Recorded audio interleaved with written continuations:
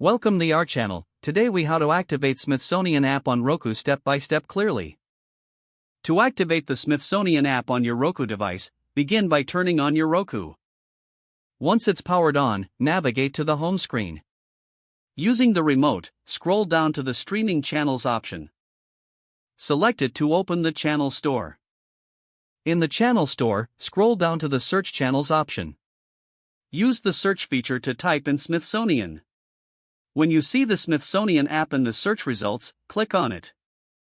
Select the Add Channel option to download the app to your Roku. Wait for the app to install, then select the Go to Channel option to open it. You will be greeted with a welcome screen. Look for an option that says Sign in or Activate. Note the code displayed on your screen. Now, using a web browser, go to the activation website provided. Once there, enter the activation code from your Roku. After entering the code, follow any prompts to complete the activation. Return to your Roku, the app should refresh automatically. You are now ready to use the Smithsonian app on your Roku. If the page does not load, refresh the browser or try again in a private or incognito window. Make sure you are using the correct email address, then retype it carefully to avoid small typos. If your password is not accepted, use the reset option and create a new strong password you can remember. Check your spam folder for verification or security emails, then complete any requested confirmation steps.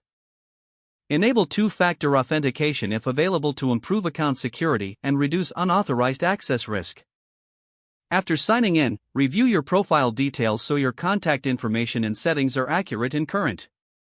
If you see an error message, note it down and try again after restarting your device and internet connection. Log out when you finish, especially on shared devices, to keep your account and payment information secure. If the page does not load, refresh the browser or try again in a private or incognito window. Make sure you are using the correct email address, then retype it carefully to avoid small typos. If your password is not accepted, use the reset option and create a new strong password you can remember. Check your spam folder for verification or security emails, then complete any requested confirmation steps. Enable two-factor authentication if available to improve account security and reduce unauthorized access risk. Don't forget to like this video and subscribe to our channel for more step-by-step tech guides.